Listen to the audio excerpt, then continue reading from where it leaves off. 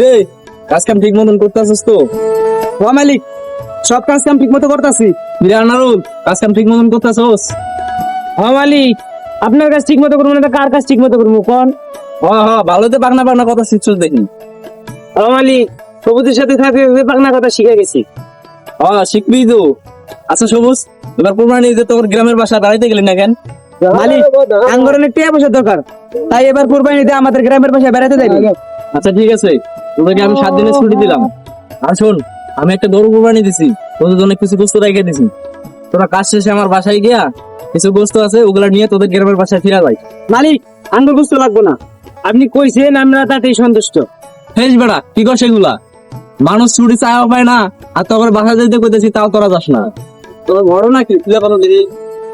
আসলে কিছু টিয়া পয়সা দরকার আছে তো, তাই এবার বাসায় না গিয়া একবার সামনের বছর বাসায় যাবো। তাহলে তোরা কি এবার বাসায় যাবি না? না মালিক, যাইবো না। আর আপনারা এখান থেকে যান গা, আমাদের কাছে ডিস্টার্ব দিন না, আমাদের কাজগুলো তাড়াতাড়ি করা লাগবো না। হেট মিয়া, তো কি মাথা ঠিক আছে? একটা বছর পর ঈদ আইলো, তো ফ্যামিলি টান নাই? ভাই আপনি ফ্যামিলির কথা কন, আজকে ওই ফ্যামিলির জন্য আমরা এই জায়গায়। ভাই, তখন বিষয়টা আমি বুঝতে পেরেছি। আচ্ছা, তখন যা ইচ্ছা। তোমরা যদি কোনো সময় বাসা যেতে ইচ্ছা করে, তাহলে আমার এই কবি, আমি তোকে 7 ছুটি দিয়ে দেবো।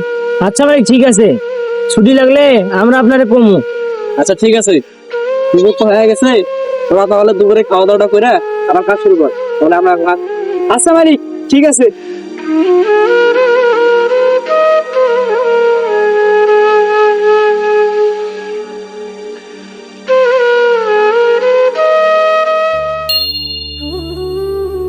কিরে, কিছু কি শব্দ শুনছা? হ্যাঁ, আরে হ, আমার মনে যা কয় তোর মনে কি তাই কর। আরে বেটা হ, চল দেখ।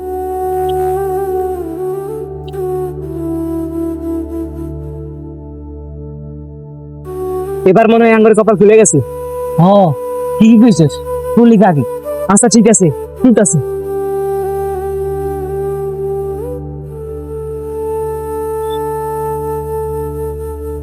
দিদি